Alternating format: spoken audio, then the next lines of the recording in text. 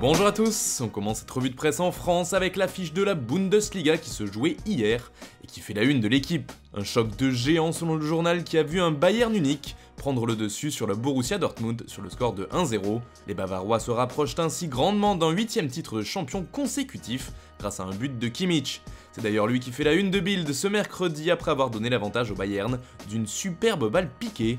Toujours en France, le sélectionneur des Bleus fait la couverture du Parisien aujourd'hui. Didier Deschamps s'est exprimé dans une longue interview, revenant notamment sur la décision d'arrêter le championnat de Ligue 1. D'après lui, c'est une décision sage. On part maintenant en Angleterre où la presse salive déjà du retour de la Première Ligue, et qui dit match à huis clos dit forcément rencontre à suivre derrière l'écran. Justement, le Daily Express nous livre ce mercredi ce qui pourrait être un programme type, avec pas moins de 5 matchs à la suite le samedi, et la même chose le dimanche. Les fans de foot anglais devraient donc être ravis puisqu'ils pourront assister à tous les matchs, sans aucune rencontre qui se chevauche. On en parle aussi dans les colonnes du Daily Mirror, le tabloïd rapporte également les propos de Kylian Mbappé.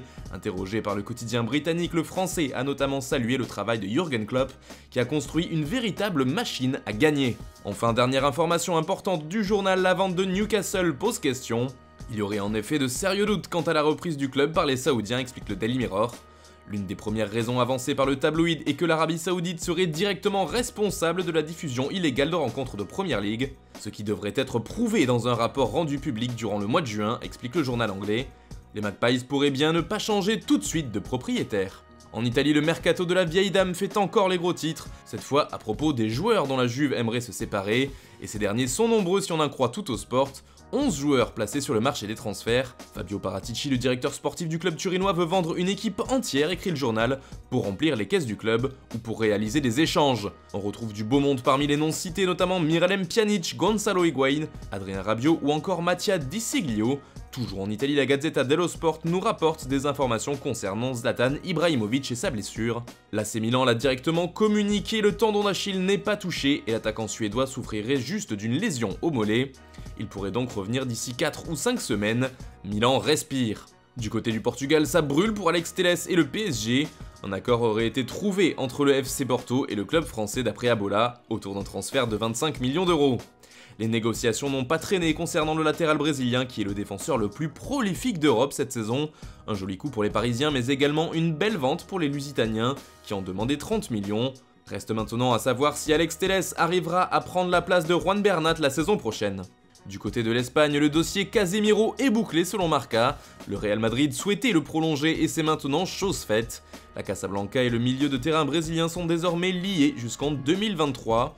Une immense victoire pour le club madrilène, qui considère son joueur comme une pièce indispensable dans l'effectif. Lui n'a probablement pas le même statut et continue de faire parler dans la presse ibérique pour sa passion du golf. C'est bien sûr Gareth Bale. D'après As qui en fait sa couverture, le Gallois va devoir se racheter car il sort de sa pire saison au Real.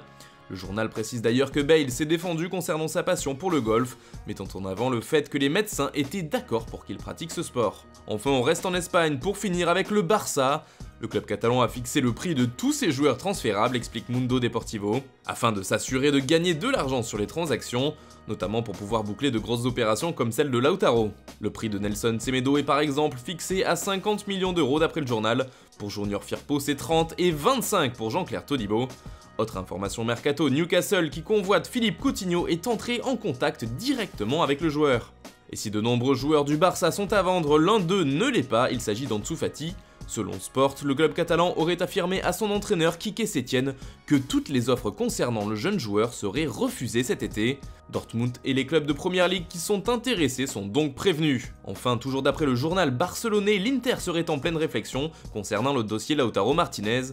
Le club lombard étudierait l'offre faite par les Blaugrana. Ces derniers auraient proposé 50 millions d'euros plus de joueurs en échange de l'attaquant argentin. Une offre qui semble intéresser l'Inter. Les Nerazzurri apprécieraient surtout les profils d'Arturo Vidal, Samuel Umtiti ou de Junior Firpo. Voilà, c'est tout pour ce matin, bonne journée à tous, on se retrouve dès demain pour une nouvelle revue de presse sur Foot Mercato.